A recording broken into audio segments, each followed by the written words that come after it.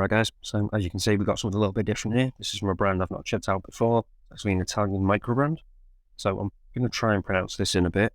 So apologies if you're Italian because I'm probably going to butcher it. But this is a pretty interesting watch. So this has actually got a NH34 GMT movement. So it's going to be the first one I'm checking out on the channel. I have actually got a couple of others coming up. So interesting to see how this one compares when I do get around to doing that other one. But the question is, how am I going to pronounce this? Because I know you're all willing to laugh at it probably. So here we go. Venezianico? Probably wrong. Let me know down in the comments how you actually say it properly. Don't worry, I'm not going to be saying it again though. So, got this pretty nice cardboard box. Packaging on this is actually pretty good. In fact, before we get into this, put this to one side for a second. So on their website, they do make a point about their packaging being sustainable, as you can see here. So this is actually the box it came in. You can actually reuse this, as it says there, to return it. Now it's actually got like a thing to stick it back down again. So there's a nice little touch. And actually quite a nice design on it too, especially considering it's just like the box it came in. And you can join the club on Facebook. Another thing that you'll get in that big box is a brochure type thing that goes over the history, the brand, and some of their other watches. So, pretty nice. And getting back to the box of the actual watching, this just slides off to reveal the watch. And then in the top of this, there was actually some little bits and pieces, so I'll quickly go over them. So you've got the warranty card, which is actually signed and dated. You get a 2-year warranty on this. And you can see there, the brand is actually Italian, based in Venice. And then you can download an instruction manual if you want. And then we've also got something mentioning that club, the Facebook thing again before. It's on the outer box. And then interestingly, is this. So I don't really know what to call this. It's kind of like a map come instructional leaflet type thing, telling you about Venice. Some interesting facts. Quite interesting. Nice little attention to detail. Goes over the history of the area. So, I do appreciate that. And then other than that, just got the watch in here as well. Oh, and the links I've taken out, which are underneath. What about this little card? So there's the links I've taken out to get it to fit my 7-inch wrist. So just push pins. They do the job. Around this little card, just telling you on the English side, just telling you about you can try it out, don't take the plastic off, that type of thing. You don't want to send it back. Around here is the actual watch. So pretty interesting looking, especially that bezel. I do like this one a lot. If you're not keen on this colour though, they do actually do a few different ones. So link will be down in the description as always if you want to check it out. Before we get into detail on this, let's go over the dimensions. So we've got a diameter of 39 mil, thickness of 13.5, lug width of 20. With the lug to lug, it's actually measuring in at 45.3, but we have actually got male end links on this. And then also this link does stick out a bit past that as well. It does curve down quite a bit. If you're measuring the end to end link measurement, I've done it underneath. It's coming in at about 48 mil. The reason I measure it underneath is because it's a bit more accurate, as I say, because it curves down. You're measuring it over the top. It's not really reflective of how it's going to wear. I'll show you in a bit what it's like on wrist. So apart from that, lug to lug, well, end link to end link, dimensions aren't too bad. I guess you could say it's a little on the chunky side, but you can see quite a big chunk of that is actually that bezel.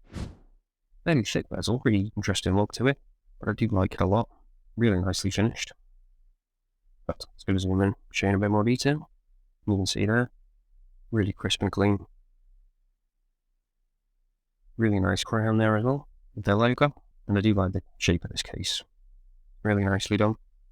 It's a mainly brushed case, just polished on the top of the lugs.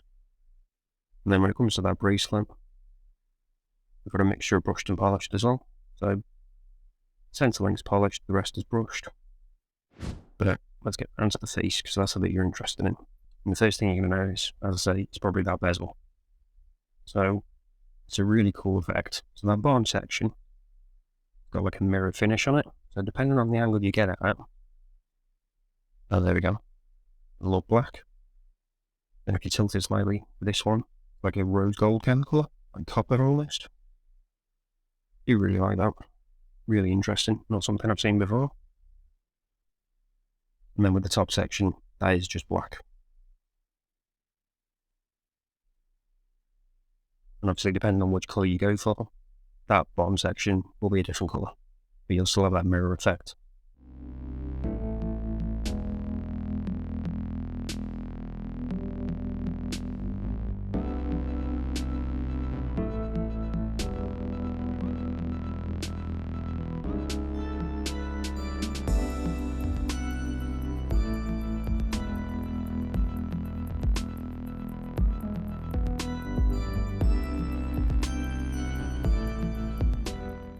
As for the rest of the dial, we've got that rose gold colour continued on this one. So the rose gold kind of colour bands, and also the indices as well, as well as the applied logo, which I do like. Nice attention to detail there. And then we've got some Italian writing underneath, and about the model number and the water resistance, which is 200 meters. And again, I'm not going to try and pronounce that name. It'll be in the title, so you'll know what it is. I've already butchered one name. I'm going to try and do the other one. And then we've got that date window at the 3 o'clock.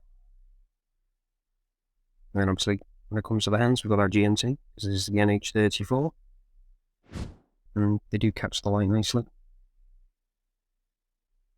but not as much as that bezel. But they do still look good. So I'm going to zoom back out, and then I'll show you this bezel in action. So it's a 120 click bezel. A really nice action on it. Absolutely rock solid. No back play at all. It's not a ceramic bezel. On the website it says it's a EK7 crystal, so I'm assuming that's some kind of hardened mineral crystal. But perhaps it would have been nice if that had been sapphire. But either way, as I say, it does look really good still.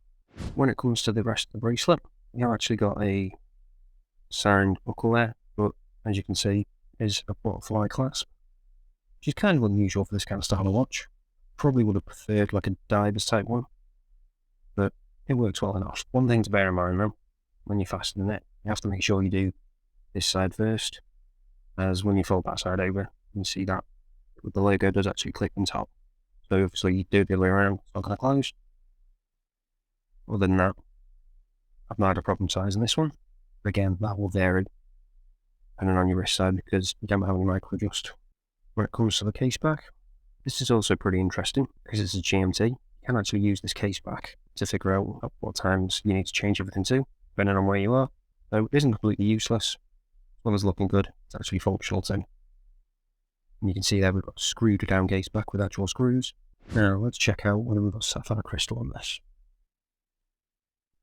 Using the trusty down select 2. And yep, we've got sapphire crystal. We'll show you that bezel. You can see we've not really got any reaction from that at all. So definitely not sapphire. So that is something we could probably change, as I say. Other than that, it's good that we've got sapphire crystal on the actual dial. But now, let's check out what the lume's like. You can see we've got a bit there already. Let's charge it up, give it a fair chance. And there we go. So we've got BGW9 on this. Nice and evenly applied across the hands and the indices. No issue there at all. But, as you can tell, we haven't actually got any on that bezel. So, not even the triangle at the 12 was leaned. So, as I said, you're not really going to be using this as a dive watch.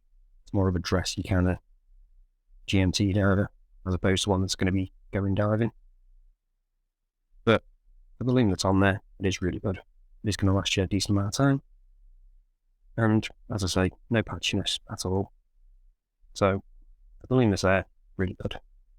So now, let's show you that moving in action. So we've got screw down crown.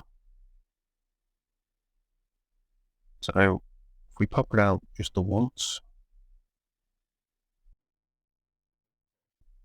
we can move that GMT hand, turn it one way, and as you can see, it does jump to each number, which is quite handy. And then if we turn it the other way, we can change the date. Pop it out again, second hand stops, so you got hacking. Obviously we can just change the time. Pop it back in, second hand re-engages. And you got hand winding, all working well, as you'd expect with Seiko movements, no issues at all. So you're probably wondering, how much is all this going to cost you? So it's about €512, which works out to about £456, about $550. So yeah, it's on the higher end of what you'd expect for this kind of movement, I think.